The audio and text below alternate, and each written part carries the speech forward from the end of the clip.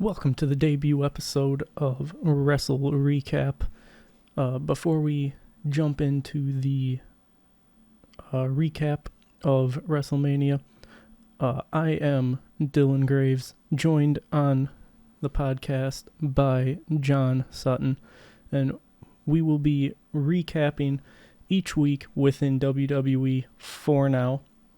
Hope to add AEW in the future, but at the moment, not necessarily going to be able to buy all the pay-per-views, but Peacock's only $20 a month.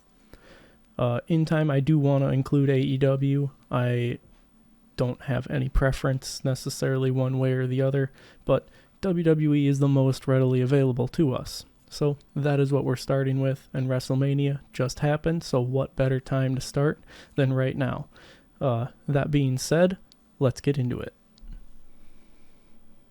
The first match was Rhea defeating Becky to retain her Women's World Championship. I had predicted Becky Lynch to win. You had predicted Rhea to retain. So you got a point off of that. Woohoo. Starting the year off strong. I guess, what are your takeaways? Triple H likes his long reigns, and this is just another example of him giving Rhea a long reign. I don't know how this is going to affect the Judgment Day storyline, per se, but we can get into that more down the road when we discuss the other matches, because I think there's some stuff to discuss there, I guess. Well, I mean, Rhea did come out on Sunday, along with the rest of the Judgment Day. True, but normally after WrestleMania, there's always something that surprises everyone. If it's a turn or it's gonna be a slow build to maybe a breakup. We'll see, but I don't know. Yeah, the whole keeping the title on her, when that happened, as much as, like, looking back, I wasn't thinking about it at the time, but her keeping the title really should have solidified that Gunther was going to lose because, as you said, Triple H, he loves those long title reigns. But, so, Rhea defeating Becky, what this means moving forward, I don't know if maybe Becky and Seth are both going to take some time off now. I'm expecting for sure Seth to take time off after his loss. Maybe Becky steps away for a little bit. They spend some time with the kid. Granted, I feel like she just came back, so I don't know. Yeah, I think they're gonna. I think Becky is definitely gonna take time off. If Seth takes time off, it's not gonna be a one person does it and the other one doesn't. But yeah, I don't know where Becky will go from here, though. Yeah, Rhea kind of stomped her here.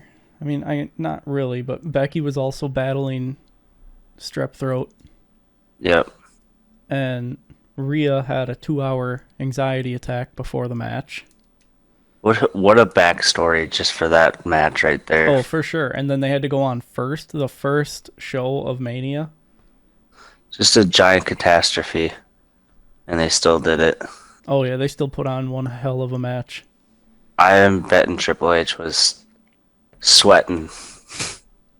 I got one sick and one that's thinking she's dying for 2 hours. I don't know that anybody was sweating on Saturday night. That looked like it was cold out there, in the minimal amount of clothing that these workers wear out into the ring, and having it be 50, I think it was 52 degrees at the start time on Saturday, and then with the wind it was in like the mid to upper 40s of what it felt like. Yeah, couldn't be me, man. Like, I'll go get the mail in a t-shirt in the winter, or like I'll take the garbage out in just a t-shirt in the winter, but I can't imagine having to go out and do Of like a 15-minute spot, pretty much. Yeah, we'll say like a 15 to 30 minute match. And To be fair, though, they're also pretty much doing a workout. well, right. So So I mean, it's they're not gonna like they're be feeling it. warm, Yeah, but it's man, how long it takes them to get back out of the cold. That's the issue. well, right. And then like the adrenaline gets going with the entrances, but then there's that lull for like 2 to 3 minutes Just of trying to get in the going groove of through things. going through the announcements Yep. of the champion and the challenger, and then once the match gets underway, you start working back up to working the body temperature back up, kind of thing. So yeah, that opened. Who do you think is going to be Rhea's next opponent? Couldn't tell you. I mean, could be Nia Jax. I couldn't tell you, to be honest with you. It's one of those I don't know who she hasn't fought yet kind of deals, because she's fought a ton of people. Well, I mean, we could be looking at finding out tonight.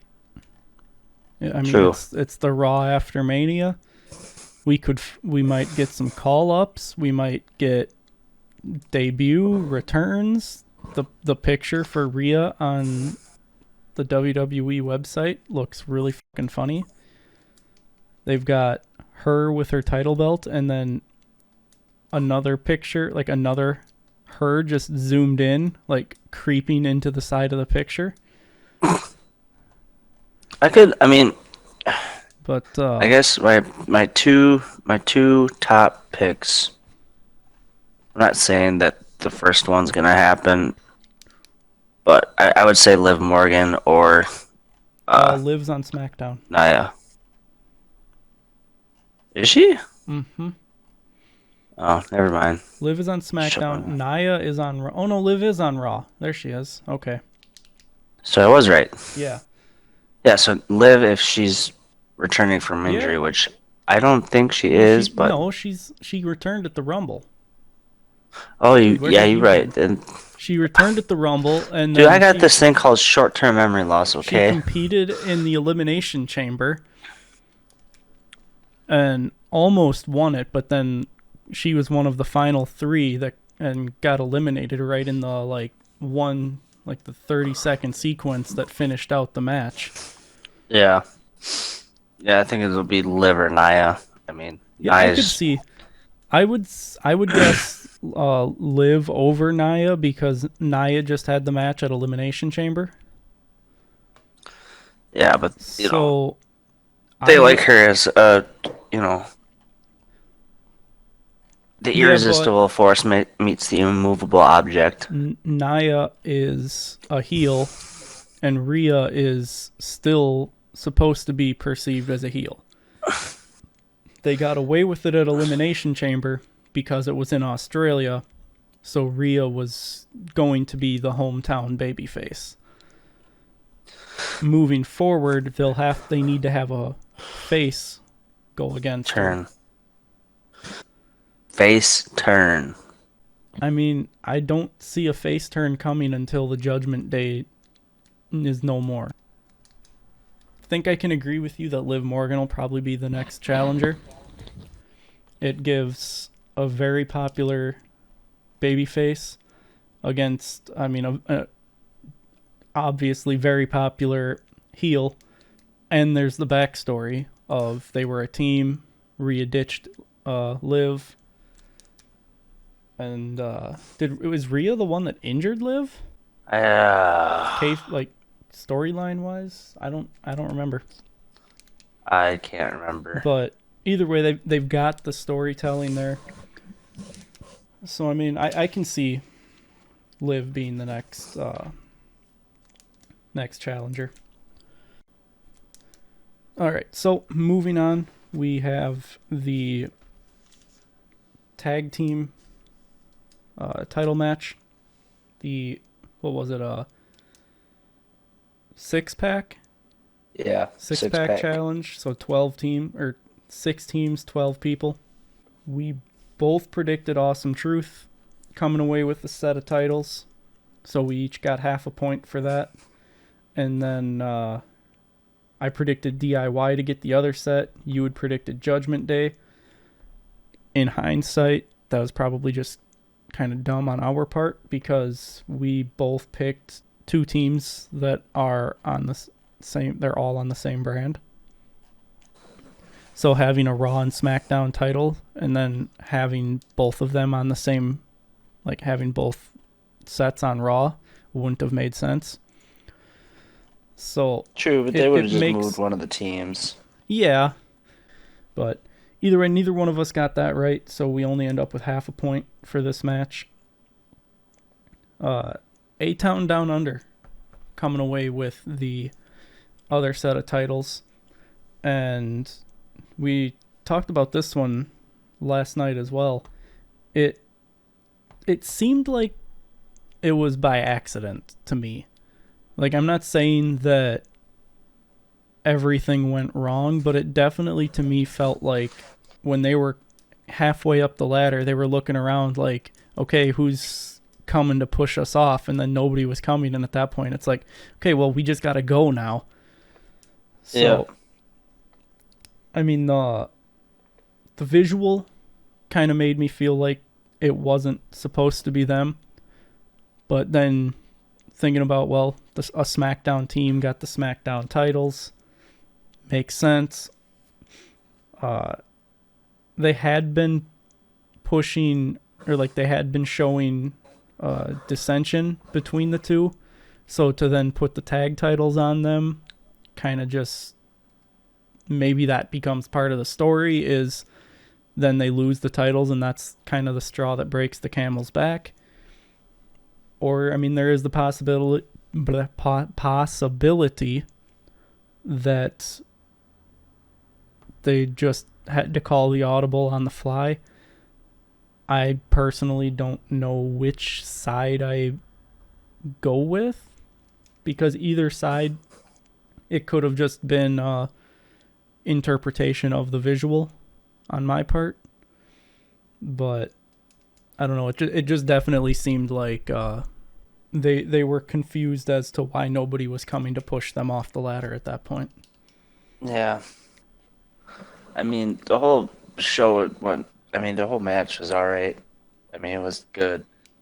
And well, and it also doesn't help that I think it was Dave Meltzer reported that he had seen like a backstage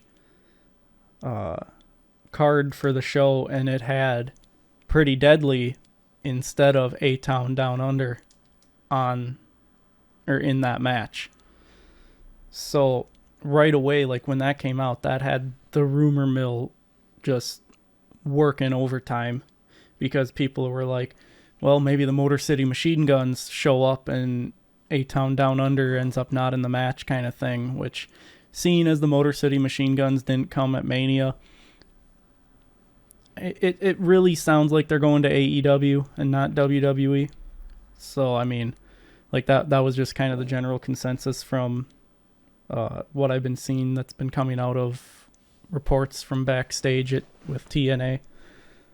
I would love to see them in WWE, but I know that they'll do good work in AEW as well. There's a lot of talented individuals over there that they'll be able to do good work with, and even some younger talent that they'll be able to pass on their veteran wisdom to. True that. Tyler Bate took a disgusting looking fall, at least for me, someone who's dealt with knee problems. He got bumped off the ladder and he landed with his legs locked.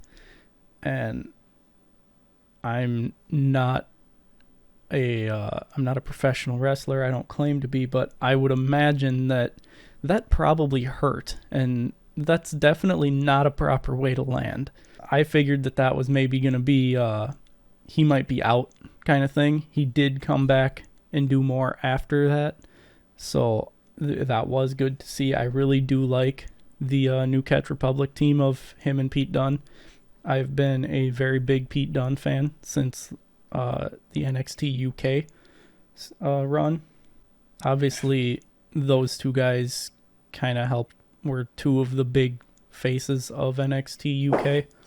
I don't remember if it was Dunn that took the title off of Bate or if it was Gunther. I want to say that it was Dunn that took the title off of Bate because Tyler Bate was the first NXT UK champ, if I remember correctly. Yeah, I'm not sure. I'm assuming that you never even watched NXT UK because it was on the network. Nope. I watched it for a while and then I kind of stopped for a little bit and then I came back and then stopped and then found out that they merged the two brands. Okay, yeah, Tyler Bate. Yeah, Tyler Bate was first. Pete Dunne took it from Tyler Bate. Walter took it from Pete Dunne. Ilya Dragunov took it from Walter, and I know that rivalry was insane. And now he's Gunther. Okay, but Bate and Pete Dunne happened on NXT just like normal NXT. Okay. Just at independent shows in the United Kingdom. Yeah, I remember that now. So yeah, that didn't air on the actual brand.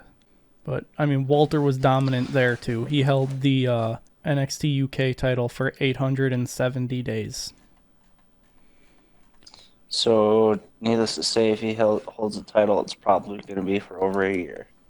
Most likely. Which I think is why we're going to get just like a transitional champion with Damian Priest. And then I would not be the slightest bit surprised if we go have Gunther win it at Bash at Berlin and then hold it all the way until SummerSlam the next year. But, so with Awesome Truth taking the Raw titles, who do you think's going to challenge them first? I think it'll be... We got... Are you talking like in a storyline or just... Like, if the Raw tag titles are on the line at Backlash, what team do you think could be facing them for it? Do you think Judgment Day gets a rematch? Like, I do. That's a big question on its own. Does the Judgment Day even take a rematch for either or both sets of titles? They'll do one. Because I think they're Raw, aren't they? So they'll probably just go for the Raw titles. If any of them, it'd probably be Raw. And something to take into consideration with Damian Priest no longer being Senior Money in the Bank, but Senior World Heavyweight Champion, would he be competing in that tag match, or would it be Finn Balor and JD McDonough, or would it be Finn Balor and Dominic? I feel like they're really working on the story of Dominic joining Santos Escobar in Legado del Fantasma, but that's just me personally. I think that the Mania match, which we'll be talking about next, was just kind of like the breadcrumb trail for people to follow for now, where Dom will join up with Santos just as like the final middle finger that they can give to Ray, like, not only did we split from you, but now we even got your son to join us, kind of thing. As far as A-Town Down Under, who do we think, or who are you thinking is going to challenge them? I'm looking... that could be Pretty Deadly. Oh yeah, Pretty Deadly's there. Possibly the Street Profits, but I don't know that their ordeal with Final Testament's going to be done just like that. New Catch Republic, they just had a shot at Elimination Chamber though. Or it could be a NXT, and they do like... It could be the Wolf Dogs. You probably That's don't. What I was... You do know who that is? Yeah. Braun Breaker and Baron Corbin. Yeah, that's the only one I can think that from NXT would, but they're already NXT champs, and I don't know if they retained those NXT titles at Stand and Deliver, so that makes me feel like that they're going to want to keep them as a tag team. But at the same time, they already have, like, Braun Breaker's already on the SmackDown roster. Baron Corbin, still on the NXT roster. But they're the tag champs together. I don't know how they're going to explain all of this away, but I am here for it because I am a big fan of the Wolf Dogs. And Braun Breaker is going to be a world champion, probably within the first year that he's on the main roster. There's also Chase U. Chase U is NXT. I thought they were up in... I thought I saw him a few times up in SmackDown. You maybe did, but they're NXT. But maybe they appear. Maybe they show up. Like, maybe they get the call up. I don't see it happening, personally.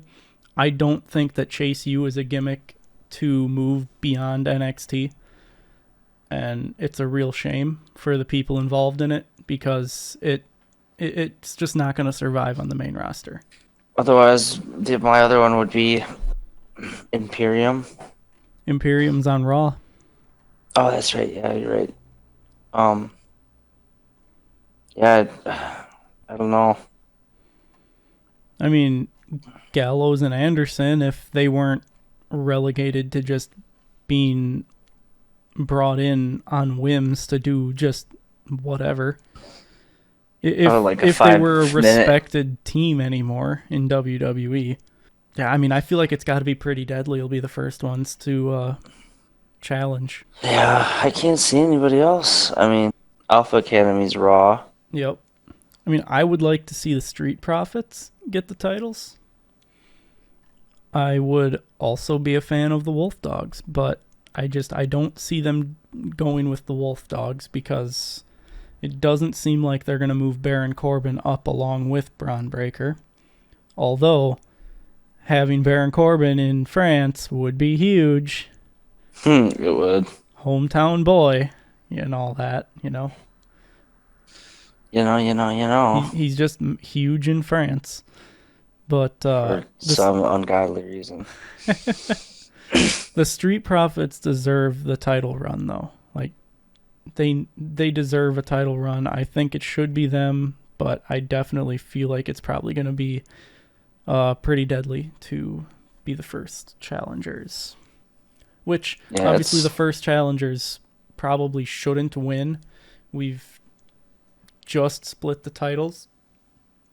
I don't think the move would be to immediately have them dropped a month later, but it all depends on where they go with the storyline of Austin Theory and Grayson Waller, of whether or not they're going to coexist or not. Yep.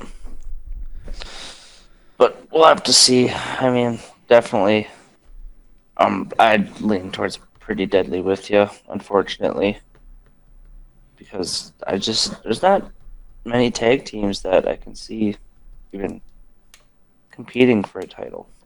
Well, we've got on the SmackDown roster, they've got the Authors of Pain, they've got LDF, Street Profits, A-Town Down Under, already champions, possibly the Wolf Dogs, but that's to be determined. They got the LWO with 2 or 3 possible combinations to challenge for the titles. Pretty Deadly. The OC. That might be it. Oh, and New Catch Republic. Yeah, New Catch just had their chance. Right. The OC's been pretty irrelevant for... Yeah, the OC was down. Gallows and Anderson were down on NXT. And LDF, I can't see them not having a longer feud with LWO, so that takes both of them out. Yeah, it definitely... I don't see them not feuding with each other. If one of them gets a shot at the titles, the other one's gonna be the reason that they don't win, kind of thing.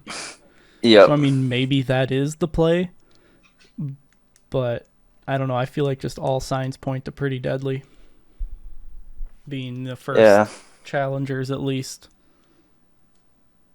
Yeah, I think it's kind of, I don't want to say it's written on the wall, but it's pretty in your face. Right.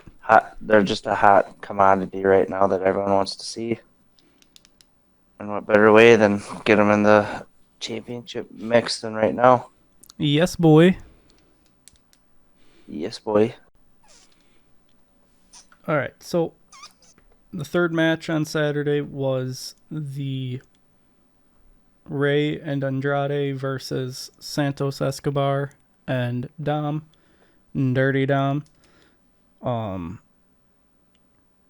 was kind of disappointed that we didn't get the Carlito heel turn. I was absolutely expecting an Andrade heel turn because I can't buy into a face Andrade.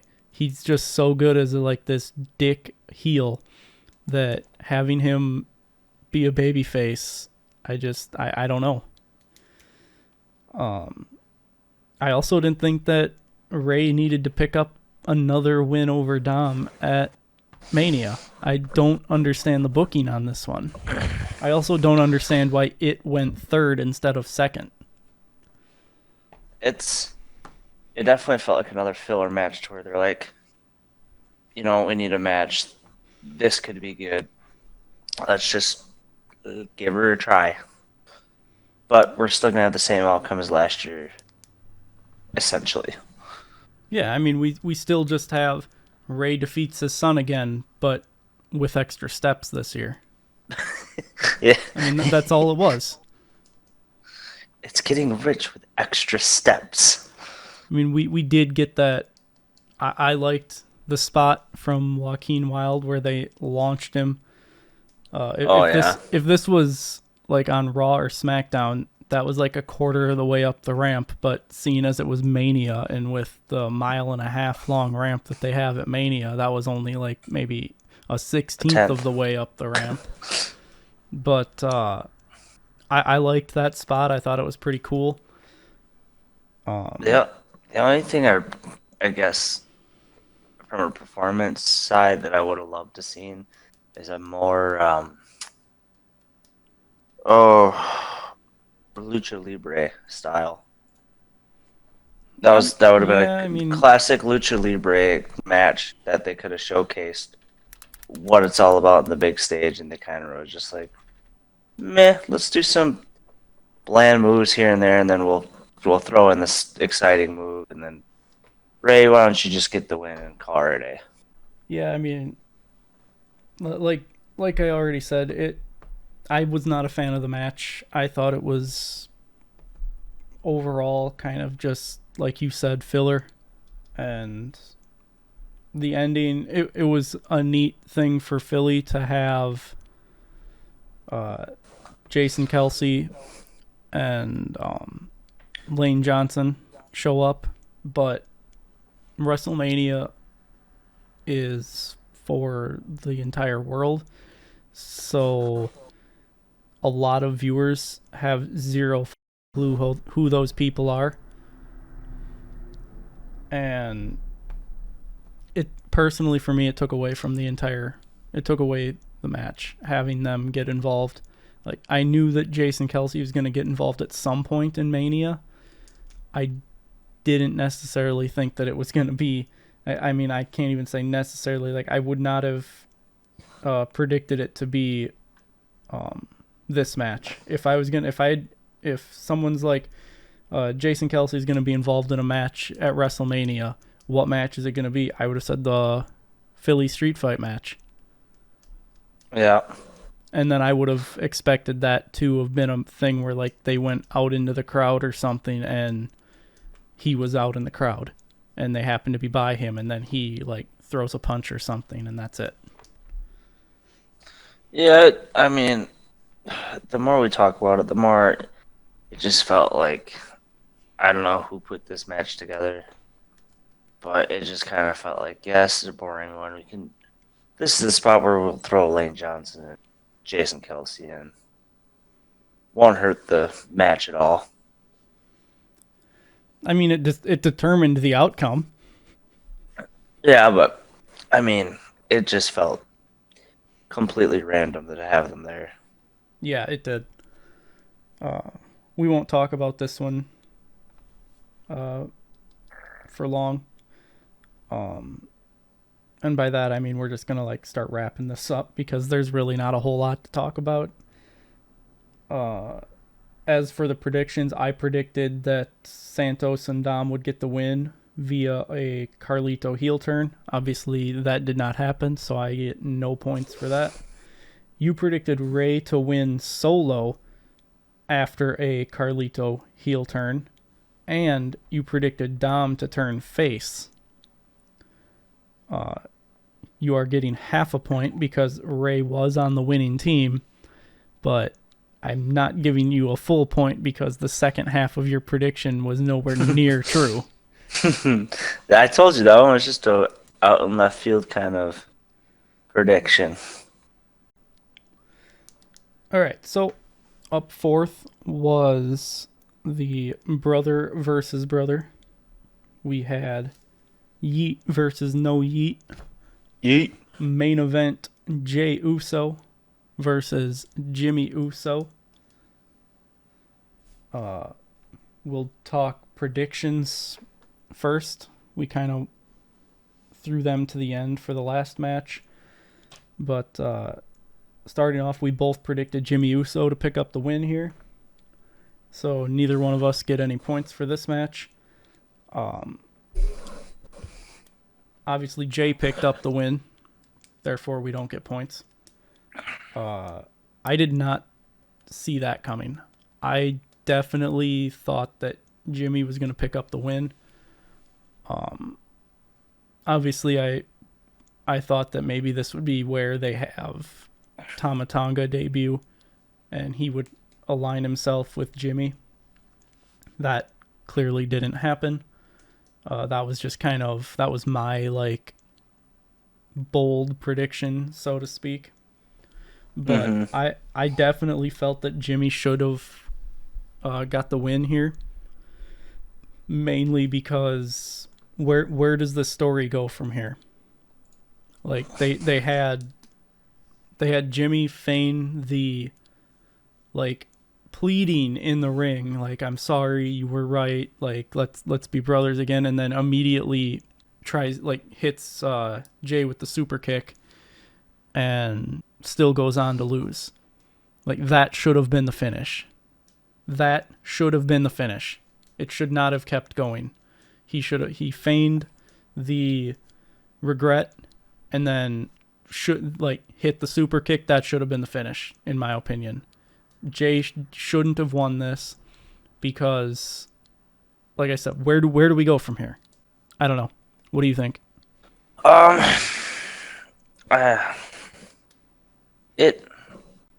The ending felt completely.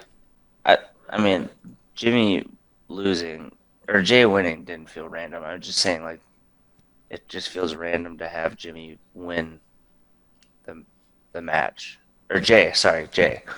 God, I can't even tell them apart when I'm talking. Because, I mean, with Jimmy, there's all sorts of routes you could go. You could have Jay rejoin the bloodline. They could figure. There's a bunch of avenues I think they could have went down, and this just, I think it's just gonna say, well, here we go, another year of Jimmy and Jay on opposite brands. The story's not finished in my eyes. I think it's gonna come down to another match somewhere. That's the only thing I can think of is they're gonna have another match at SummerSlam or maybe before that. So be it. But it didn't feel like there were other matches where it was like, okay, this storyline's over with, on to the next one. Right. I agree that I'm sure that they'll have another match, but generally you don't have the heel chasing the babyface. You have the babyface chasing the heel. And then when the babyface finally overcomes and gets that win, that's usually marking the end of the feud. So that's just kind of what has me thrown off a little bit as to the decision. Maybe we'll find out where we go from here tonight. I don't know. Something's gonna happen. I don't know what. And I like that. But I don't know what. It's the first Raw with Cody as the undisputed Pretty WWE Universal Champion. That is a mouthful. Yeah. But now we also have the issue of both world titles are on Raw. I think Cody went to SmackDown. Cody's Or did he get Cody's on traded? Raw. Or am I thinking he got traded from from SmackDown to Raw? I think that's what happened. Yeah, that I don't know, but Cody's been bouncing back and forth just because of the Bloodline story. Oh, no, Jay got traded from SmackDown to Raw, and then they sent over. But we've got both world titles on the Raw brand, and SmackDown is the one that's on Fox. Yep. Like, something's going to give here. So I don't know if that means that basically we're no longer going to act like Cody is on Raw, if he's just going to magically go to SmackDown now. Is he going to do both shows? That feels like a very Cody thing to do. Recently, yeah. I don't know. It's created an interesting situation for them to have to work out. Because they can't really split Judgment Day up yet. Well, no, but they could move... No, they can't move Judgment Day to SmackDown because then we've got both women's titles on SmackDown. Yep. Oh, man. I don't know. This is a disaster. I mean, the one that makes sense is to just move Cody. Give him new people to rival or to have rivalries with, because he's been feuding, that's the word I was looking for. Give him new people to feud with, put him in a program with AJ Styles over the title, put him in a program with Bobby Lashley over the title. Who else? Kevin Owens, LA Knight. Granted, some of these guys would have to go heel. Maybe Sheamus comes back and gets in the main event gets in a title program. I completely forgot that Sheamus was on the IL for a while too. Yeah, I don't know. I'm curious of I'm curious. So, like with what happened in NXT, I'm very curious as to what happens there moving forward. I know that's not what we're talking about, but I just keep seeing the NXT champs when I'm looking at the roster pages, and it's like everyone kind of expected that Ilya Dragunov was going to be coming up to the main roster. Everyone kind of expected that Roxanne Perez was going to be coming up to the main roster. Braun Breaker's already up to the main roster, and all three of these people are title holders in NXT now. Or for two of them still, for Roxanne Perez, she's once again the women's champion. So, I mean, that right away says she's probably not coming up to the main roster yet. Yeah, I don't know. I don't know what'll happen yet, but maybe it's the Kevin Owens thing and they just come up to feud and then they go back down.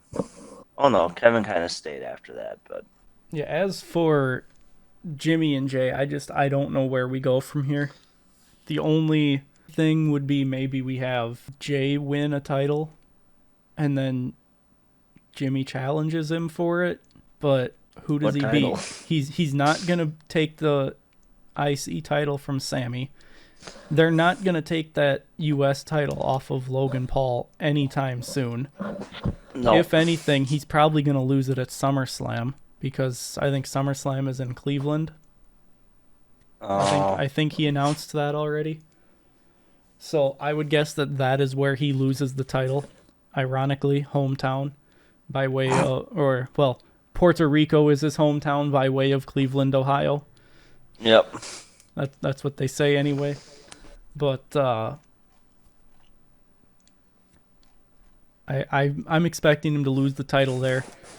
I think giving him the long title run has been solely to make sure that we get as many eyes on the program as we can, and he And the is an Prime. incredible platform for that. And the Prime. Don't forget the Prime. Gotta be the Prime. But yeah, so I don't know where it goes from here, but I do know that we are ready to move on to the next match. So, moving forward, we've got the Damage Control versus Jade, Naomi, and Bianca.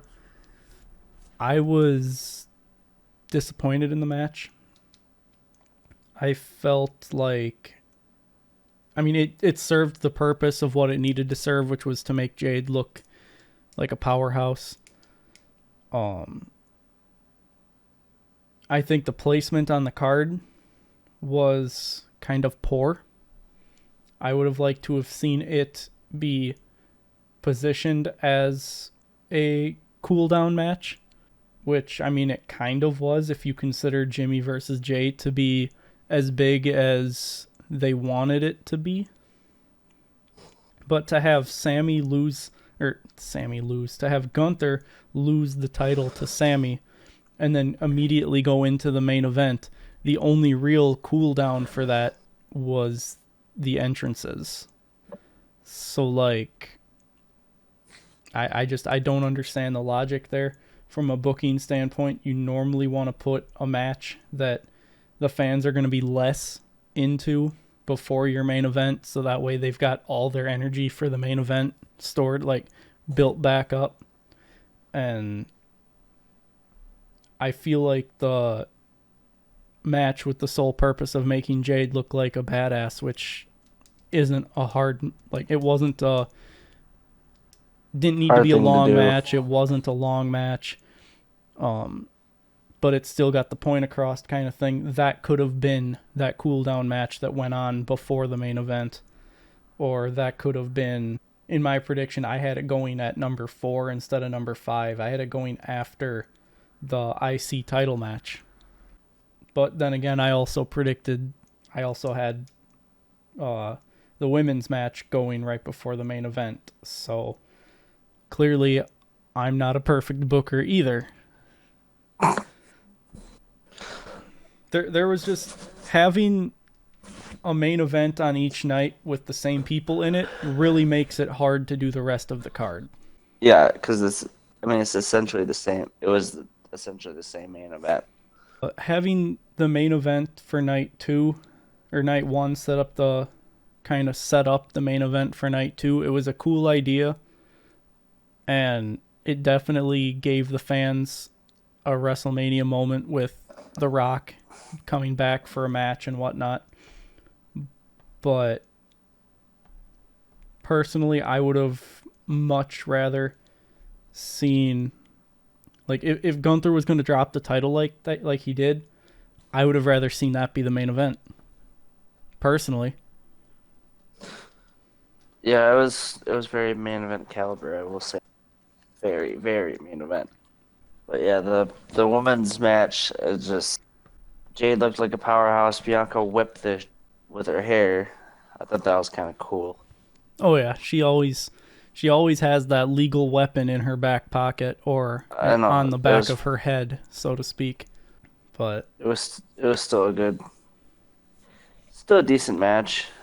Yeah, I mean it did what it was supposed to do, which was make Jade look strong. Unfortunately, it continues the losing streak for Asuka at WrestleMania. She has never won a match at WrestleMania, which is an absolute travesty. Asuka deserves way better than that for the talent that she is. She's in the twilight years of her wrestling too, she stated as well. She says she ain't got many more years left. I did not see that. Pretty sure I saw that somewhere. If that's the case, they really can't have...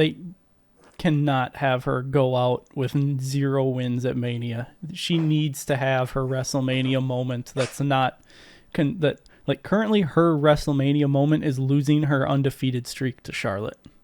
That's the WrestleMania moment. No, I definitely think that Jade looked like a powerhouse. Asuka deserved much better, and that's just kind of where we're at. As far as predictions, we both predicted that Jade, Naomi, and Bianca were going to win, which you could have max bet on that and felt confident, because the only thing that would have changed that outcome is if Jade herself got injured. Even if we could have had Bianca and Naomi both get injured, and they would have just had Jade go out there and beat everybody. So we each get a point for that. After the abysmal women's tag team match, we got what I would call the biggest shock of the night, at least in my opinion, of Sammy defeating Gunther for the IC title. Looking at the predictions, we both predicted Gunther to win, and we were both wrong, so no points awarded there. Personally, I would have to say that Sammy versus Gunther was the match of the night. And yes. I loved the long shot of him in the back talking to his wife and son, and then talking with Gable telling him that he's got to do this one on his own, and that he's always been able to. And then, of course, planting the seed with Gable saying, just remember, you owe me a favor. And then we follow Sammy up the long corridor. He's getting himself fired up. He kicks the equipment box. Shit. He smacks the equipment box, and then right before he gets in, before he gets into, before he walks in through gorilla position, Kevin Owens is standing there, and they embrace. Sammy gets pumped up, and then his music hits, and he goes out. Unfortunately, they had to cut that feed because the camera started getting screwy with them. Yep. But it was still a really cool shot. But yeah, I thought it was a good match. I thought it was a great match, actually. I talked about this a little yesterday and saying that I think Sammy's proven to be definitely a main event guy, caliber that I can see big titles, 1 or 2, not the amount that Seth and all of them have won, but like a Kofi Kingston win, almost. Kofi, Cody, Daniel Bryan when he won at WrestleMania. I think it's going to be one of those ones for him if he doesn't get a title shot in the future, which I think he will again. Gunther, obviously, on to bigger and better things. What happens with him? Whose title he goes after? I mean, it's got to be Damian Priest. Or Damian, I guess. It's got to be Damian Priest. He's got to go after that title, because then we can get Imperium versus Judgment Day. And personally, I think Imperium would go face here. But I don't know, hard to say. I can't imagine Judgment Day going face. True. But I definitely feel like Gunther is the one to take the title off of Priest rather than going to SmackDown and taking it off of Cody. But then again, I don't know who takes the title off of Cody. And we already have another story with Drew trying to get the title again from Priest. But then again, Drew's got the whole CM Punk ordeal to worry about now too. Yeah, I guess my predictions, which really are the one's really not a prediction. That's not a prediction. It's a spoiler. Chad Gable and Sami Zayn are gonna fight for the IC title. And absolutely. Gunther, he's just, I don't know. I think I can see him going with Damian Priest, but it'll have to be Clash at the Castle if they have Damian Priest hold it that long. That is, but we'll have to see when it comes to that. Just watch Dominic get booed out of the building again. Oh yeah, Dom's gonna get booed wherever he goes. It's gonna be so hard for them to make it, like, to try and turn him face again if they want to, because of just how hard this man gets booed out of the building. But his dad and him's rivalry was just that good. Yeah, I mean, and that people legitimately hate this man. But yeah, I think both Sammy and Gunther are gonna have really good matches in their next title defenses. Well, not title defenses. Gunther's gonna go for one, and Sammy will be defending. Right. I think they're both in for a very good 2024. Personally, I think Sammy and Gable happens at SummerSlam. I think that Gunther gets his title match at the Bash at Berlin. The only real question that I can't seem to decide on for that is which one he's going to go after, because I mean, I keep saying Priest, but Cody doesn't need a long title run. Cody is one of those guys that he needs the chase. He doesn't need to be on top then for very long. Like, yep. The best comparison that I've heard for this is like Stone Cold didn't hold the title for long periods of time. He spent a lot more time chasing the title and was still the biggest name in the company. So I definitely feel like that's Cody Rhodes is of that same kind of mold where he doesn't need to be holding the title constantly. He needs to be chasing the title constantly and then getting those big payoffs. Pops. Right. Those big... finishing a story? Yeah, finishing the story. Well, we just closed this book, so now we gotta start a new one. With that, I believe we can move on to the main event of the night. All right, so main event Saturday, we had the Killers in the Jungle taking on Cody Rhodes and Seth freaking Rollins. Very predictable ending. We both correctly predicted the winners. However, neither one of us predicted the finish correctly. We both thought that Roman would pin Seth. So for this match, we each got half a point, which for night one brings my total to 2 points, getting 1 full point from the Jade, Naomi, and Bianca match, and then getting a half point from the tag match, and then another half a point here. It brings your total to 3.5 from the full points that you got from Rhea defeating Becky. You got a point from Jade, Naomi, and Bianca beating Damage Control. And you got half points from the tag match, the LWO versus LDF match, and then now the main event.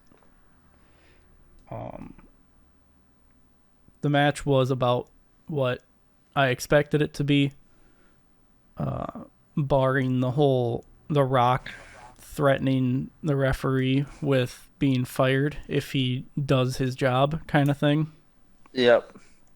I didn't expect that to happen. I figured if we're having a match to decide bloodline rules for the next night, that we would have at least, followed the rules, so to say, for that match. But instead it was just, once again, The Rock does what The Rock wants kind of thing. And I get it. Rules. Yeah, I get it that's like the character. And yeah, he's on the board, whatever. But I mean, you can only play the cards so many times before it's just like, man, this is dumb. I mean, it created some cool moments because it gave them the freedom to be out of the ring and do more around the ring. But That poor Spanish announce table. Oh yeah, I mean when those guys, whenever they get a table that's at ringside, they know that it's getting destroyed. They might as well just not have a table. Is probably what they say. Like, yeah, let's just stand. Rock and Roman beating Cody and Seth, it was predictable. They just weren't going to dangle bloodline rules in front of us like a carrot on a stick and then not follow through with it. They pretty much postmarked it. However, obviously the pinning was not predicted at all with The Rock pinning Cody. Yeah, I mean, I understand it, but That was I kind of like don't. Rock's feud with Cody during the time, and then after that, that feud was over technically. God, does And The then it was, Rock challenge Cody for the title first? we'll cross that road when we cross that road. Okay. Um, it's hard to say. I mean, we already said, well, the only person we haven't talked about is Roman and That's because Rock, but Roman was like the we can focal point The Rock on this just because we're going to be talking about the other three on night 2 anyways. right. But he could challenge, but I don't know. It doesn't seem like it would make sense, but it also makes sense because it was originally supposed to be Roman and Rock, but I don't know if it's in the cards for him to fight for the title against Cody. I mean, Maybe this rivalry felt more like it was Rock versus Cody than it did Roman versus Cody. I mean, it could be a long setup to where it's Cody and Rock at wherever, Backlash probably, but Nah, if we can't. do that, if Rock faces Cody, it happens at SummerSlam. The Rock ain't gonna mess around with minor PLE. He's only gonna do it at one of the big ones. So do you think Cody has a match at Backlash and then The Rock DQs it or whatever? Honestly, I And don't that know kind of where. sets it up. I don't know what we do at Backlash with Cody. I don't know what we do at Backlash with Damian Priest. I mean, I would think that Priest probably faces Drew at Backlash. Question mark? Like I don't know. It definitely seems like Seth is going to be taking time off for sure. So I'm not expecting him to face Priest for a rematch right away at Backlash. I mean, if it happens, okay. But then what about Drew? Because Drew technically beat Seth, and then Priest beat Drew. So do we have a triple threat at Backlash? Maybe that was their way of giving Seth time off. Yeah, I guess. I don't know. I don't think Cody loses the title until SummerSlam. But also, I don't know that we have The Rock defeat him for the title. I guess I don't know. There's so many question marks right now with everything because of where the titles have fallen and where the storylines have gone. Like, we're not going to have Roman rematch on Monday Night Raw. We're not going to have Roman rematch, probably not at Backlash. Maybe we get the Roman rematch at SummerSlam. I don't know. I mean, because you got Backlash, Clash of the Castle, Money in the Bank, and you're right at SummerSlam. SummerSlam is August, correct? Yep. Okay, August 3rd. so we're April. I mean, that's 4 months away. Yeah. We got to figure out what we're going to do for 4 months with these titles before having stuff go down at SummerSlam. You know, now I'm kind of starting to think that we get Cody versus The Rock for the title at SummerSlam. Cody beats Rock. And Bash at Berlin after that or before that? Bash at Berlin is after SummerSlam. Okay, so I think Cody retains against The Rock at SummerSlam, and then I think Cody loses to Gunther at the Bash at Berlin. And I think that's where Cody drops the title, and it gives him a new big bad to go after, who's got his own team of minions. Ghouls and goblins. Yeah. So Backlash, I was just thinking about this. No, that's not going to work. I was going to say, what if Backlash is in France? Baron Corbin has to be in the main event. So you think it's going to be Baron Corbin? It's going to be WrestleMania Backlash. We're going to have the Wolf Dogs defending the NXT tag titles in the main event. Just because we got to put Baron Corbin on this card.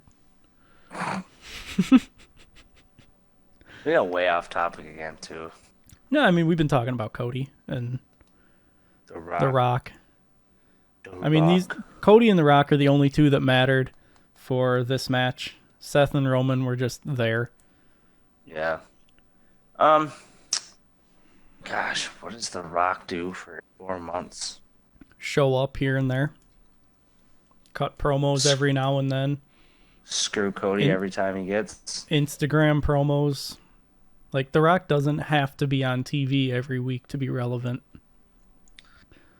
I mean, as it feels shown. Like this Mama Rhodes, Cody, and The Rock seems like it's just picking up.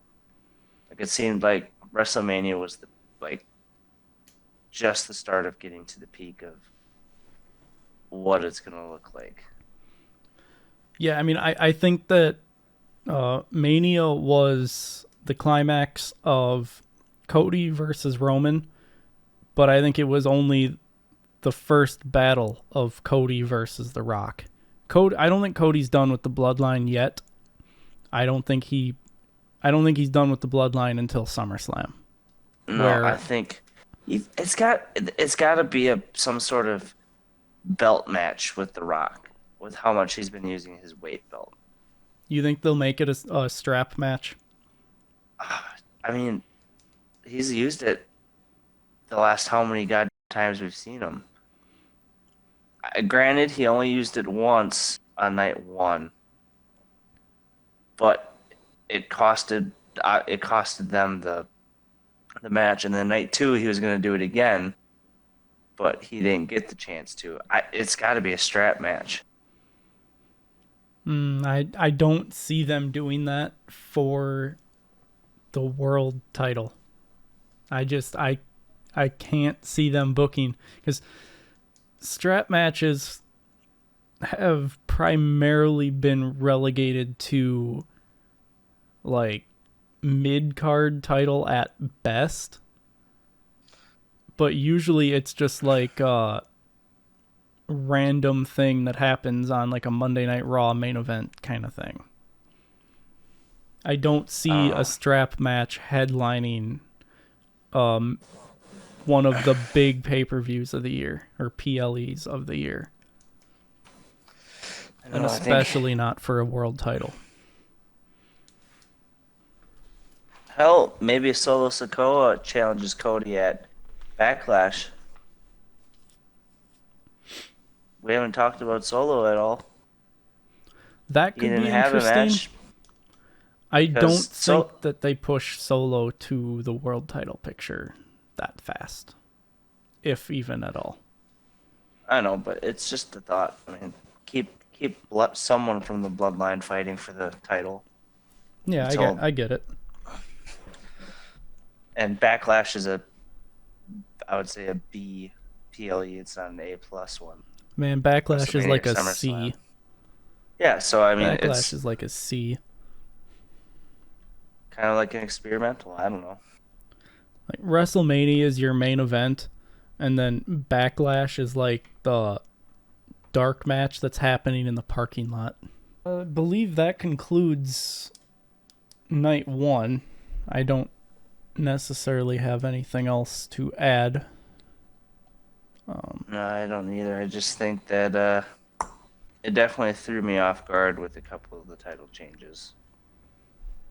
Or the one. The Sammy winning the title. Sammy, and then you knew Damian Priest had. Well, no, we're not talking about that yet. That's next. Yeah, I'm getting ahead of myself. But yeah, that match was definitely kind of a shock. But I don't know what better time to thrust someone into a championship reign than to have Sammy win at WrestleMania. Other than that, pretty tame night. Besides the last two matches. I mean, I would say that Sammy and Gunther stole the show. Oh, for sure.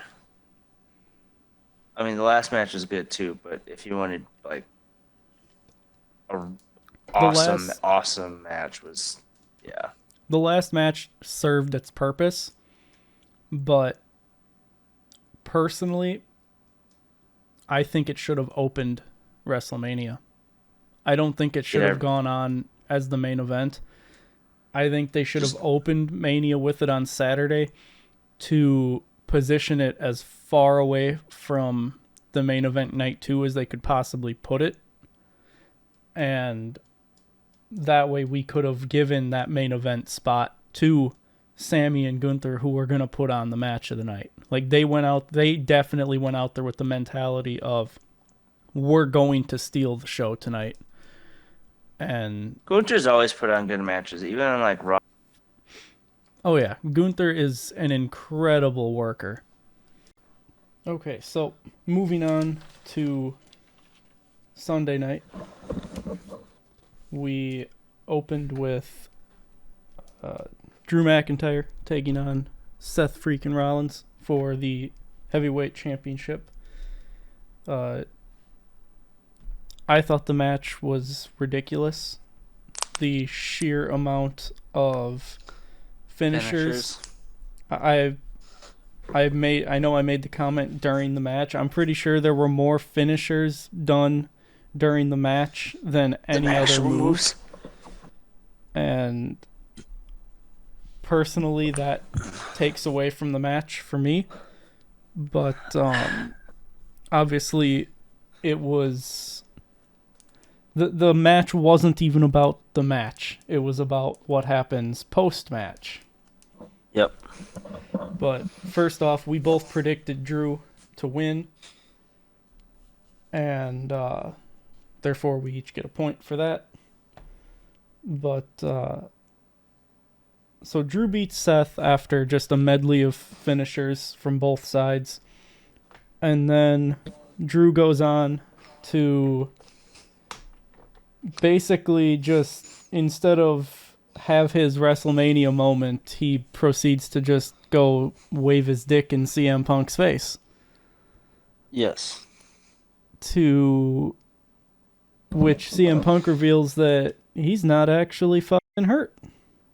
No more. Was he ever? Or was this all just storyline injury? It could have been. I don't know. I feel like having him take the brace off like that, it feels like it may have just been storyline injury. So why did they sit him out for so long then? They're not going to put CM Punk in a mid-card program. They're going to use him in around a championship or in a high-profile rivalry, and it worked out the way it went. I mean, maybe it was a legitimate injury. It probably was. He probably just lied about the timeline. But, like, I don't know. I liked it. And then, of course, we both screamed when Priest's music hit. Because it's like, if they wouldn't have done it there, it would have just made Damian Priest look like the most, like, dull-minded Money in the Bank winner in history to have all these opportunities to cash in and just continues to not cash in on them. Yeah, I was hoping for it, and it happened, so I'm not going to complain one bit. I'm going to complain about the match, however, because that was the dumbest thing I've ever seen in my life. Yeah, that match sucked. After the first Claymore, I was like, oh my god, this is going to be another quick finish. And then,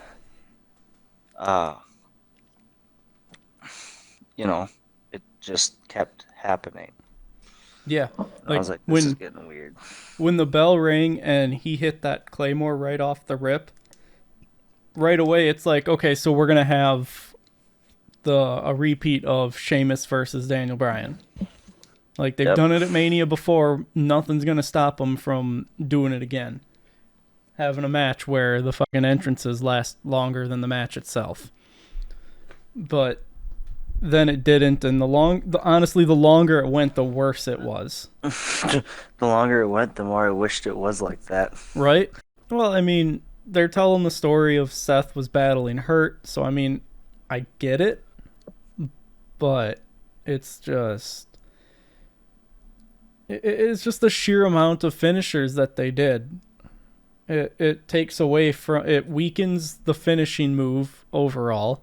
Like, you can't call it a finisher if you're going to use it 6 times in a match. Because then it's not a finisher, it's a move you happen to do. For 6 times. Yeah. But, happy about the Priest cash-in. Curious to see where they take this, because, I mean, if Seth had a rematch, I feel like that would have been against Drew, but Drew already lost the title. Like, I don't know how these quote-unquote rematch clauses work, if it's just an automatic rematch clause, or if it's only against the person that beat you for the title, because if that's the case, then Seth don't even get one. I just hope that we don't have Priest come out of Mania with it, and then at Backlash have Drew take the title from Priest and completely just wipe that away. Like, I do think that the title ends up with Drew when they do Clash at the Castle, but I don't know who's holding that title. And this is why I'm starting to talk myself into Gunther taking the title off of Rhodes at Bash at Berlin, because that would leave Priest still holding this title for Drew to take off of him at Clash at the Castle, and then work into a feud with CM Punk that maybe they run that all the way back to Mania 41. I mean, the way it's looking right now, it's going to be Drew and CM Punk for a Backlash. I can see it's going to be a Backlash match. But Drew should technically have a rematch. I don't know if that's the way they're going to go right away. I mean, someone's got to get a rematch at this Backlash pay-per-view. Like, we can't just have every title contender not have their rematch, except for, okay, Io Sky will probably get her rematch. But she can't be the only one to lose her title at Mania and then get a rematch. I don't see Roman taking a rematch right now. He might come back in a few months and say that he never did his rematch and he wants it, and then Cody can beat him again or something. Yeah. Or he just never gets one. We just sweep it under the rug. I'd be okay with that too. Roman just got done holding that title for, I already forgot the total number of days. 1,316 days. So he doesn't necessarily need to be right back into that title picture. No, he's definitely going to take time off. Yeah. Like, we might not see Roman again until the Royal Rumble. That might be when he returns. And I swear if he returns, they better not just have him win it. You know he's gonna win. But I'm kidding. honestly, what I would like to see is he returns at Survivor Series as we have Cody once again assembling the Avengers to take on the Bloodline, but now it's being led by The Rock because Roman is taking time off. Roman has proven that he's no longer worthy to be the head of the table because he lost to Cody. So now The Rock is going to step in and lead the Bloodline. And then we go into Survivor Series and Cody with his team, probably Jey Uso involved, and whoever else, maybe Cena, and then I doubt it would be The Undertaker. They would just because Cody's or The Rock's rival would be Cody, Solo Sikoa with Cena allegedly, like in this fantasy booking. It was his last one, so Jimmy and Jay, and it's 5-on-5, so that's only 3-on-3 so far. But say that they don't have a fifth member for the Bloodline team or something. Just some bull reason for Roman to be a surprise return at Survivor Series to rejoin the Bloodline, and maybe they win there. Maybe the Bloodline gets a win back against Cody and his Avengers. Cody and his Cody crybabies. Yeah, the Cody crybabies. But I think I think they would win, and then they would go on and say that Cody's win was a fluke, blah blah blah. You had to have help, blah blah blah. If it wasn't for the Undertaker, and then they'll probably run off it with that, and then I don't know if they would do another Cody Roman rematch, maybe, but that depends on what happens between now and Survivor Series. You're right. But so Roman not likely to get his rematch. No.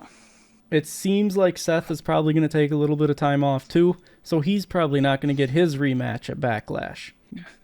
If we can't put Gunther in an even up rematch against Sammy at Backlash. And then for reasons that I've already said, because if Sammy pins him again clean, it just continues to weaken Gunther. So, I mean, maybe Gunther gets a rematch, but Gable is involved because of the favor. Rhea didn't lose her title, so she doesn't need a rematch. The tag titles, if Priest is going to be holding the title unless there's some dumb booking between now and Backlash, but I don't foresee that happening. So no. The tag titles, I don't know if Judgment Day is going to have a rematch for either set. I'm sure they'll go after one and that'll be it. And they'll probably just lose. Most likely. I mean, that's the downside to rematch clauses, especially when it's been someone who's been booked really strong and then it's like the David and Goliath and David conquers Goliath and then Goliath goes on a losing spree and they just weaken the fuck out of him. Like sometimes a rematch clause just shouldn't be a thing. And I know that they've done certain cases where there is no rematch. I know for a while the Universal title picture, nobody was getting a rematch. So there was the question of, well, maybe with this title you don't get a rematch. So yeah, I don't know what's going to go on around Priest and that title. It was a nice idea to get Damian Priest up to that level, but I think once he had the briefcase, it was kind of like with Austin Theory. It's like, well, fuck, what do we do with him now? Granted, Austin Theory got it. Austin Theory got it because Vince McMahon liked him, and then Triple H wasn't as big of a fan, so then Triple H took over booking and had him cash it in on the mid-card title just to get it off of him, which I can understand that, but that's not what we're here to talk about. I guess, do you have any final thoughts on the opening match of the night?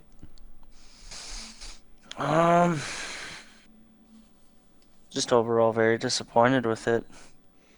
I expected it to be a Gunther Sammy match, and it ended up being a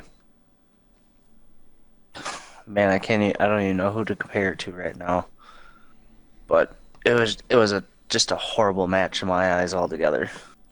Well, I mean, it was destined to be less than average Seth Rollins match based on the story that they've been telling. I just didn't like it. It wasn't my cup of tea. Yeah, I mean, it felt like if you're playing 2K and you just put max finishers on a person or infinite finishers, and you just sit there and keep spamming finishers until you win. Yep. That was what it felt like we were watching. So that's pretty much my final thoughts. It just didn't interest me at all after I watched it. I was like, I don't know what I just watched, but it was a waste of my time. Yeah, I can agree with that. Waste of time, at least until Damian Priest cashed in. Yep. Then it was worthwhile. Yeah, I would agree with that. Moving along to the second match of the night. It was the Philadelphia Street Fight with the Pride taking on the Final Testament. We both predicted that the Pride would get the victory. So once again, we each get a point there. And we bashed the hell out of this one too. oh yeah, I mean, it was pointless. It was the cool down match that didn't really need to be a cool down match because of the Drew and Seth one didn't really have. I mean, the crowd was in it. I'm not going to say that the crowd wasn't into the opening match, especially with the Priest cash in, but like, I don't know, they could have followed that up with LA Knight and AJ Styles, and it would have been just fine. Would have been better than fine. So yeah, we had the Philadelphia Street Fight, and it was what it was. It was just a filler match on the WrestleMania card, and it had Bubba Ray Dudley coming out as special guest referee, which was just pandering to the Philly audience. And yep. I would have thought that for a 3-on-3 street fight, you would have at least maybe had both Dudley boys be special guest referees, or, you know, maybe the Dudleys make an appearance, and Tommy Dreamer, because we know Dreamer was there.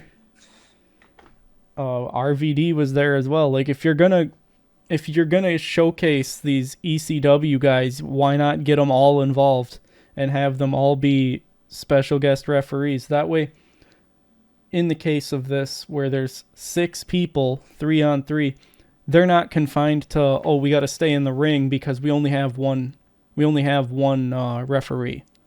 Now, granted, it was said that pinfalls, I think, could only happen in the ring. Kind of defeats the purpose of a street fight if it's in the ring. That's very true. If it's in the ring, that's not a street fight. It's just an Extreme Rules match at that point. So, I don't know. I would have liked to see this go have out into the, like, people out in the crowd more. I guess I don't even remember if they went out into the crowd at all.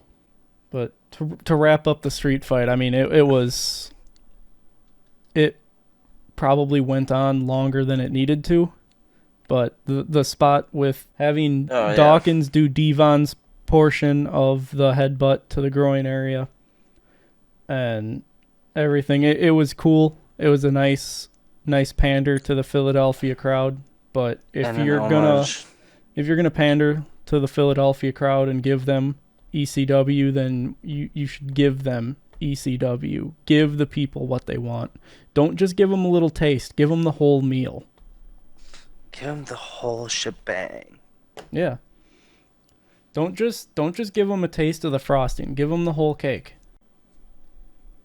So after the street fight, we moved into the blood feud, LA Knight versus AJ Styles, sponsored by Slim Jim. Yeah. Can't forget that. Nope. LA Knight arrived in style with the Slim Jim car, which he then gave away, right? Yeah, I gave it away to an old person, and Michael Cole's like, I can't wait for her to put the pedal to the metal on that thing. And then AJ Styles, different music. Yes, he has a new theme now, and it's not much different from his old one, but it's different enough. And he didn't even make it to the ring before the fight started. He was already running. He was Yep, halfway down the ramp, and he's like, nah, screw this. They were ready to go. Honestly, I thought it was a good match. If I remember right, the ending was kind of abrupt. Yeah, It was like they were going along at a good pace, and then it was like someone told them, hey, we gotta hurry up, so then they quickly put together a finishing sequence. and it was only one finishing sequence. It wasn't like, Well, I mean, you know, that's how... one finisher, match is over. Man, it's almost like the move is called a finisher. Yeah, no, the whole match was good up until the ending, and it was just kind of like, oh, okay, it's over. I mean, the whole night was paced incredibly quick. And then, like, I remember commenting, we were halfway through and we were only an hour and a half into the show. And then we get, I think it's like we're to the end of Bayley versus Io, and we're only 2.5 hours into the night. It's like, man, this last match, we're either in for like an hour of entrances or a half hour of entrances, or this is going to be a really long match. I think the runtime ended up being like 3 hours and 45 minutes, give or take, by the time all was said and done. Quick. Night 2 felt so like it felt like just a Monday Night Raw. Yeah, it was not. I'm fairly certain that the runtime on night 1 was longer. Let me see if I can look this up without having anything start playing. Okay, so the runtime on Saturday, according to Peacock, is 4 hours and 7 minutes. The runtime for Sunday, according to Peacock, is 3 hours and 42 minutes. So I was right there with my 3 hours and 45 minute estimate. Which is crazy. Because they said the run times, like, they expected both nights to go like 6 hours. Well, that's 6 hours including 2 hours for the pre-show, which everybody forgets about when they look at it. Because they allotted 6 hours for the show. So that's normally 2 hours of pre-show, 4 hours of normal show time. So night 1 actually went over a little bit of the 6 hour mark. But then night 2 fell short. I think that I don't make the rules. I think that the reason that the show seemed quicker paced has something to do with a certain Mark Calloway making an appearance and probably having to have been hid under the ring the entire time. True that. But we'll get to that later. I mean, the rate we're going, we're breezing through these, talking about these faster than day 1. True that, but it might be because I watched day 1 twice, and I only watched Sunday in real time, but I am struggling to remember some of the stuff from night 2. Following the LA Knight AJ Styles was the US title match, which I was very vocal when it happened that I thought that that's where they should have put Bayley and Io, because putting Bayley and Io, a match that was supposed to be taken seriously, on before the main event was just total disrespect to Bayley and Io when we knew going into it that the US title match was going to be more lighthearted, seeing as we had KO and Randy, for the most part, working together going into the match and through part of the match, even going as far as doing probably my favorite spot of all of Mania, where KO gives Randy the ride to the ring on the golf Bro, cart. I called that. You I did. saw the golf cart. He got the golf cart out. Get him. Yeah. You did call that, and that's probably, like I said, that's probably my favorite spot of the whole weekend. So before the match even started, we knew that it was going to be a more lighthearted bout. It should not have gone where it did. Should have been flipped with Bayley and Io. That being said, I predicted correctly that Logan Paul would win. You had to be biased and pick Randy Orton.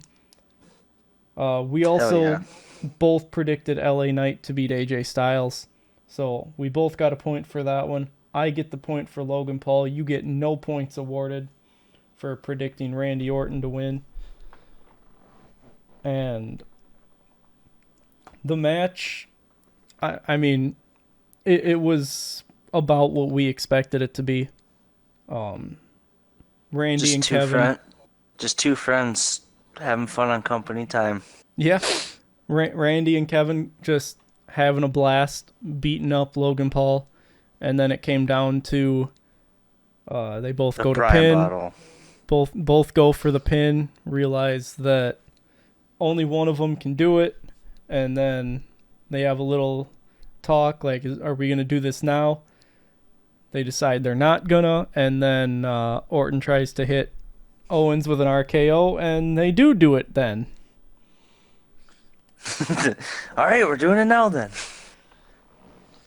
And then I guess I don't even know who that was in the Prime bottle. I was expecting it to be I something speed. Something like that. Yeah. But I was expecting it to be Jake Paul. I figured it would have made sense for it to be Jake Paul. It would force promo via WWE for his Mike Tyson fight or bout. It just made sense to me that it would be Jake Paul in the Prime bottle this year. But obviously they went a different direction. We knew the Prime bottle was going to come into play and didn't figure that it would be KSI again because they did it last year. I swear to God, though, if this becomes a yearly thing. I mean, it probably will. Who's going to be in the Prime bottle this year? There's probably over-unders for that. There probably is. It's one of the few things that you can probably bet on to do with... Yeah. I think my favorite spot in this whole thing was when... Randy Orton countered the pop-up powerbomb into an RKO. Yeah? I thought that was pretty sweet. And then Logan Paul did a few cool moves as well, where I was like, dang, kid still got it. The air that he got on that frog splash, holy shit. You know, that had to hurt. It's like, this man, did he just fly? I hate how good he is. I don't want to like him, but damn, he is good in the ring. His mic skills suck, but you know, he's using the social media voice. Yeah, he's a heel by nature. He doesn't have to do anything except be himself, and people hate him. But people also love him. He presents a whole new set of people as an audience to the product who probably wouldn't see it if he wasn't U.S. champion. So, or even on the roster at all. Well, right, but him being a champion gives these people more of a potential incentive to want to watch. Because there's obviously millions of people that follow him across social media. I can't say that, so clearly he's doing something right. Like, I don't hate the player. I don't hate the game. I don't care for his antics. That's the start and finish of my reasoning for not being a fan of his. But I just That being said, inside the ring, he is phenomenal. I just never liked him to begin with, even as a YouTuber. I'd watch him I'm like, this is dumb. No offense. And then he got in the ring, and I'm like, God, he's good. Yeah, I mean, I never watched his stuff online. I just see the things of his that go viral, and I wasn't a fan of it. So, no hate towards him necessarily. I mean, obviously, I've been singing his praises in the ring, so. Yep. And dude's a self-made millionaire, probably gonna end up being a billionaire in his lifetime. So, he's, like I said, he's doing something right more so than I am. But I liked the spot where they did the backdrops to Logan Paul on the Spanish announce table. And when Kevin Rip the Owens Spanish itself. when Kevin Owens took his shot, oh, I broke my pen. Sad. When Kevin Owens did his, Randy told him he needed to go higher. I thought that was funny. It's like, these guys are just having fun. Just two guys causing a ruckus on company time. Yep. It was very wholehearted in my eyes. Yeah, they definitely looked like they were having a lot of fun. It looked like Triple H said, "Hey, we need you two to just go out and make Logan Paul look good, but do as you wish." And they're like, "Okay." Beat up Logan Paul. Got it. No, I mean, given the attitude with this match, once again, I feel like this should have gone on before the main event. That's where I had predicted it to be placed.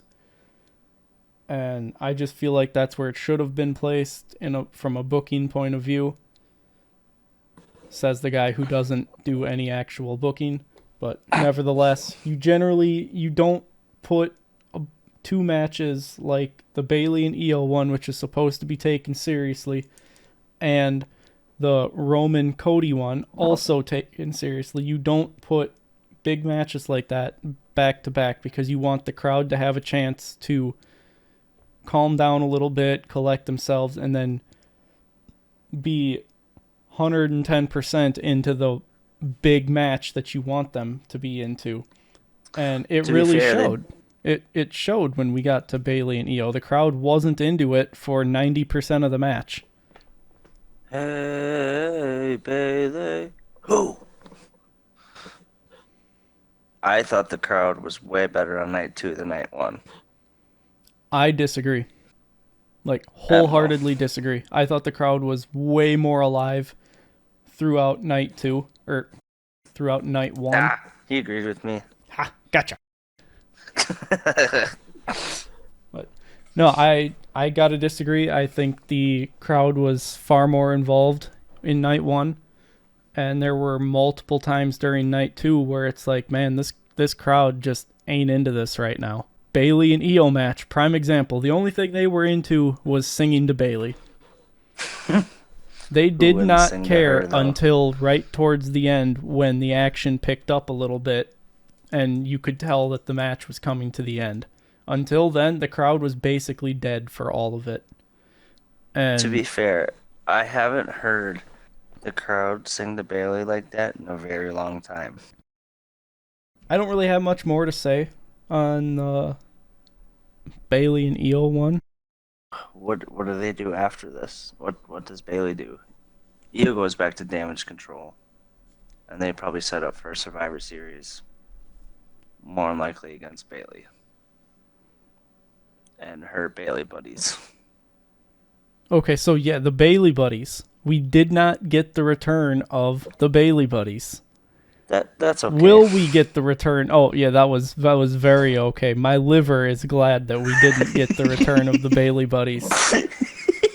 That drinking game, I was real nervous when I get done making my drink, grabbing you a fresh one, and I sit down and it's like, okay, Bayley versus Io, and I look at the finish your drink stipulation and it's if Bayley brings back the Bayley buddies. The scariest one was AJ Styles and LA Knight take a drink every time the crowd starts a yeah chant. Oh my god. I'm like, no, Well, please not. and then we added the stipulation of every time they talked about finishing the story. Glad we did that after the advert talking about finishing the story, because Dude, oh holy, my, there's like 20 people. would have been, Just back to back to yeah, back. would have been like trying to take a drink every time they sing "Have a Drink on Me."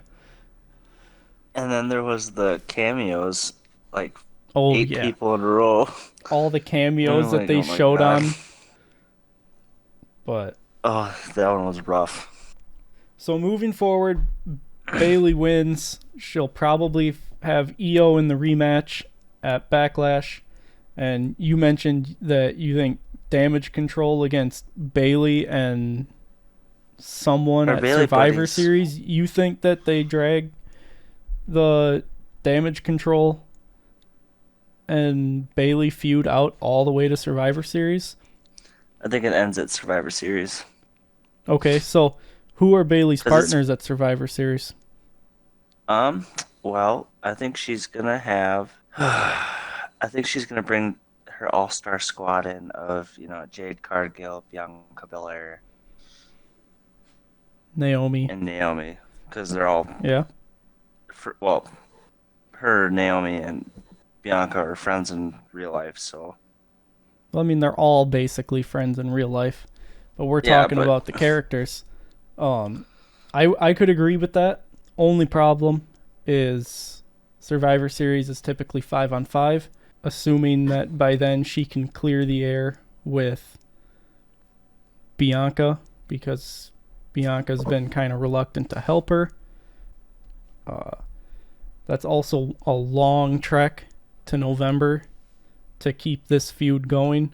It's possible, but I mean, I'd be down for it, but that still leaves us 4-on-4, so maybe we get Roxanne Perez coming up from NXT to join Bailey's team. Maybe we get Julia coming up from NXT to join Damage Control with the Japanese Stardom wrestling connection.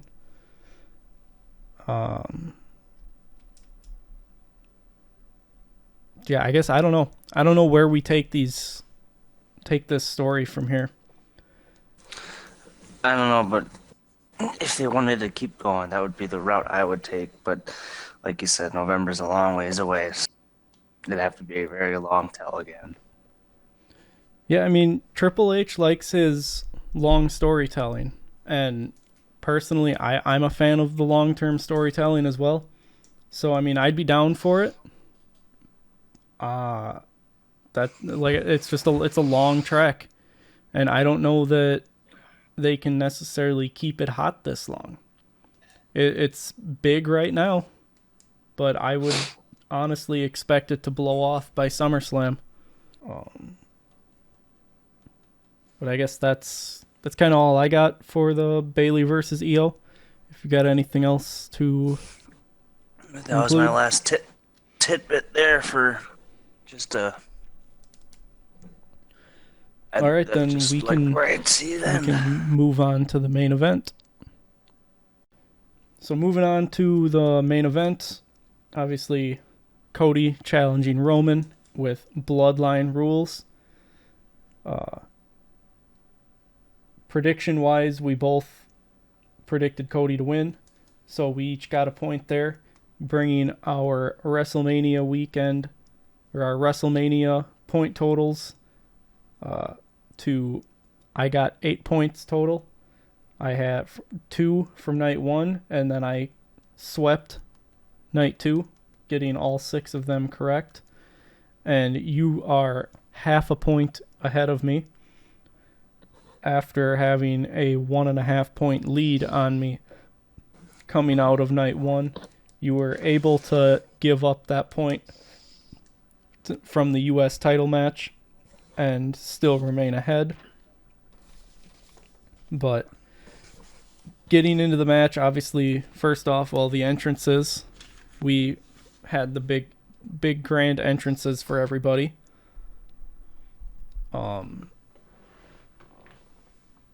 normal stuff, crowd involvement, and then match gets underway, and the first person to run in, Jimmy. We both kind of expected that. Yep. Who counters him? Jay. Now, granted, the lookalike. Yeah, the doppelganger. Who's who? I can't tell. They got different colored shirts on. That's all I know. Who am I? But the fact that they had Jay come out to his music, that just felt kind of odd. Like, why would Jimmy run out of the ring and up the ramp to fight him rather than make Jay come all the way down there when they could maintain the numbers game? It didn't make sense to me, but we expected Jay to come in to offset Jimmy. Then, of course, Solo got involved, and they did what they absolutely should not have done, and that was weaken the Samoan spike that Solo gives. That move has been presented as a killer, and we had Cody kick out of not only one Samoan spike, but he kicked out of a Samoan spike and spear from Roman Reigns combo, and it weakens the Samoan spike. I'm not a fan of that. I feel like I've made it pretty clear that finishers, in my opinion, should be finishers, or when they're not going to be finishers, it should be a huge moment. Now, granted, obviously, Cody finishing the story is a huge moment, but the Samoan spike and spear combo, that should have put him away. He should not have kicked out of that. Story should have been ended right there, but he had to go Super Cody and kick out, which obviously I'm glad he did. I wanted Cody to win. But I think everybody did. There were a lot of ones going up when Roman came down. But I didn't want to see him win to the detriment of the Samoan spike now being presented as something that can be kicked out of. Granted, kicked out of by the new champion, so it's not completely devastated, but it does weaken it a little bit. Yeah. So then, of course, who comes out to counteract Solo? His name is John Cena! Oh. Doo, doo, doo, doo. You can't see him. Nobody could see him. Took him so long to come out there. He was there? I mean, allegedly. His music played and Solo Sikoa got hit. Well, Solo was going crazy and then for Roman, a while, but Roman got thrown like an attitude adjustment looking thing, but, I mean, that could have been anything. Yeah. He was floating in the air and everything. Right. But I predicted Cena to get involved to equalize Solo. I did not like that Cena hit Roman with an attitude adjustment. I was very strong in my opinion of nobody that gets involved should do anything to Roman, because it does slightly tarnish Cody's win, because there's that asterisk of Roman also ate an attitude adjustment. But then, much like a lot of people thought, The Rock comes out. He's got the history with Cena as well. So that made a perfect, fluid storytell from Solo comes in, Cena counters him, Rock counters Cena. It flowed so nicely, and The Rock just bitching out Cena as he's coming down to the ring. I loved it. Then we're there. I'm waiting for the glass to shatter. Everybody is. And instead, the bell tolls, and we get Undertaker. Dun, dun, dun. Not sure why we went with Undertaker here, other than just to get Undertaker at WrestleMania. But it should have been Stone Cold. It 110% should have been Stone Cold. I don't know what Stone Cold's was doing that kept him busy. There's been a lot of theories online. That should have been Stone Cold to come out and equalize it, and I'm not just saying that because I wanted to see it and because I predicted to see it. It just made the most sense. Yes. But Seth was there too. Oh yeah, that's right. The random Seth run-in with the Shield music that lasted. That wasn't random. It was random. The we spent more time with The Rock looking in the crowd for Seth than we spent Seth actually doing anything. It was Triple H's spot on the longest story in WWE right now, which was the fact that Roman held a chair and had a chance to put away Cody, but instead his pass got in his way and he hit Seth. Okay. Causing enough distraction. Yeah, I'll give you that one. Because it was perfect. It was almost like watching it again for the first time. Yeah, I'll give you that one. But it felt odd. But I'm not gonna lie.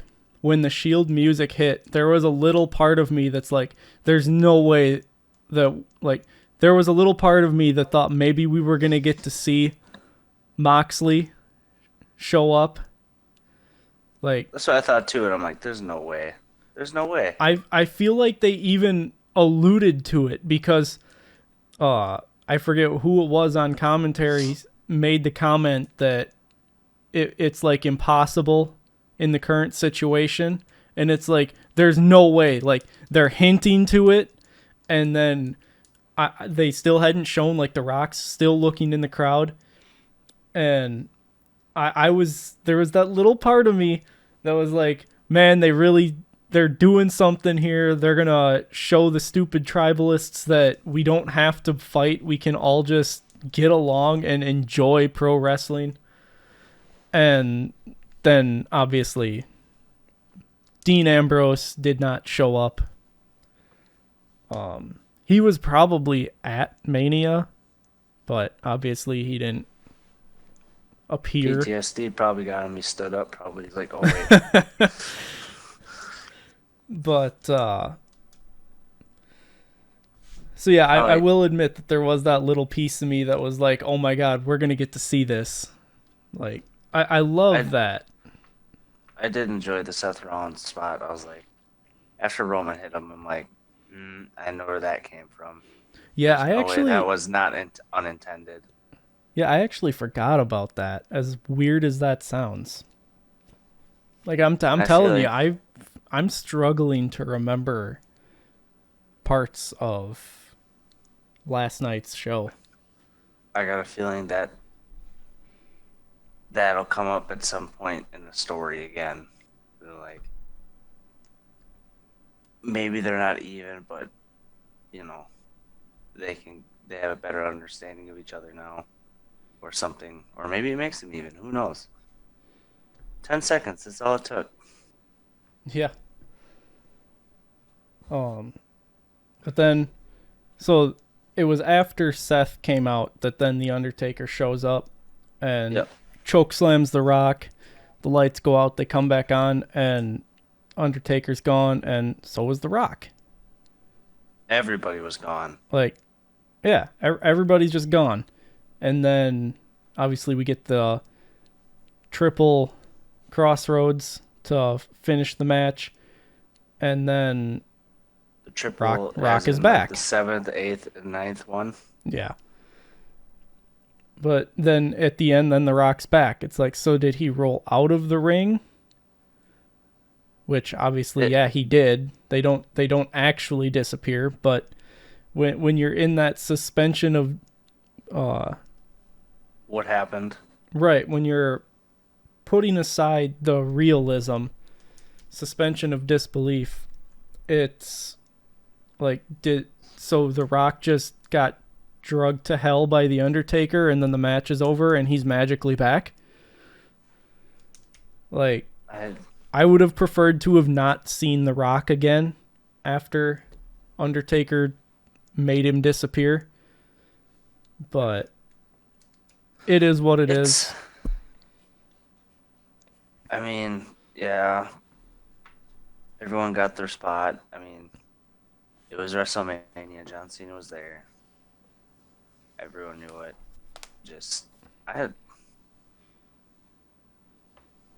The main event was good. Oh yeah, it was. The main event was, like you said last night. Lost it. Oh yeah, we were texting back and forth, and I was texting my girlfriend's brother-in-law back and forth, and it was insane. And like you said last night, that shit was cinema. It was cinema. And then Samantha, like you knew that was real for everybody. Like, oh fuck yeah. Doesn't matter how much you act, like when you watch it happen, that shit hits you. Like, and Michael Cole was crying. I'm like, guys, stop. Please. Yeah. Like the celebration in the ring afterwards, I was so excited that I texted Emily about it, and she's just like, okay, shrug emoji. It's like, God damn, let me be happy about something. I was like, this is like the most real WWE has, like, I would say felt like it was a part of real life, not like acting or whatever. You know what I mean? Like, it drew real emotion. It drew real emotion from a story, not to continue to kick this dead horse, but it drew... I don't have a drink, so... It's a long-term story that goes all the way back to Dusty Rhodes having never won the WWE Championship. And then Dustin Rhodes, a.k.a. Gold Dust, never even came close. So then Cody starts out in WWE, doesn't make it past a mid-carder. He goes out, reinvents himself, and comes back at a main event level. And it was his story to finish. He accomplished it. That book is now complete, but now it's time to start the next one. And finish that story. God, shut the fuck up. One of the best WrestleManias that I can remember for a while anyways, that I liked. Oh, for sure. 40, probably the best one since 30. I mean, plain and simple. That was the one that Daniel won, right? Yep. Yeah. I mean, the only thing that might make me say different is I believe it was 32 when the Hardys returned, because you know I marked the fuck out when the Hardys hit, and that was the loudest crowd reaction I've ever heard. It was insane. That toppled Daniel Bryan at the time, and then what Cody did last night is obviously the loudest. Granted, it's outside, so it's not as loud, but right. It's loud. You got 70,000 people screaming outside, and it still sounds like they're inside. Oh yeah, that's loud. But so to kind of wrap things up here, what out of 5 stars, how many stars would you give WrestleMania 40?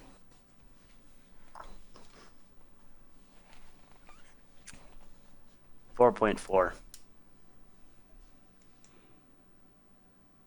4.4 is not allowed. You can do whole numbers or half numbers. Well, okay, then I'll do 4.5. Okay. Between Sami and Gunther, the last match of the night, and spots in Logan Paul's, and it was the cash in. I mean, the match itself wasn't that great, but it was a really good WrestleMania in my eyes. probably one of the best. Yeah, I'll sure. agree that it was a really strong Mania. I'm not gonna go as high at the 4.5. I'm gonna give it 4 stars.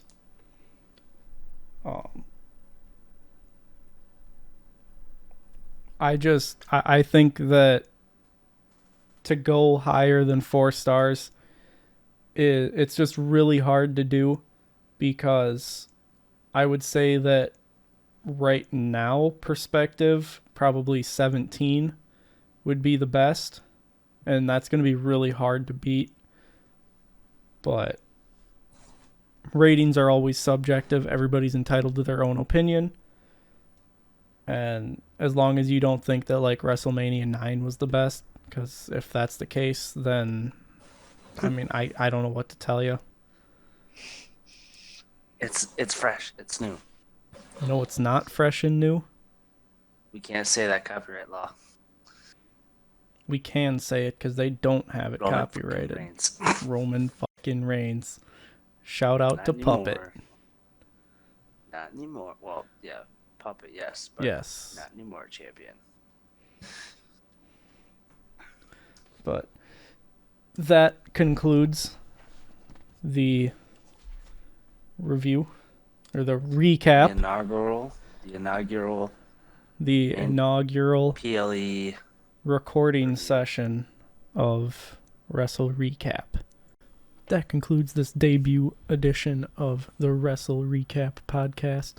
If you want to support us, just like, share, and subscribe. It's free. I mean, you can comment down below as well. Tell us how bad we did. I mean, I imagine that it's pretty hard listening to. I had to listen to it a lot doing the recording. And I know it's going to take us some time to get used to doing this sort of thing, but hopefully you'll join us for the ride.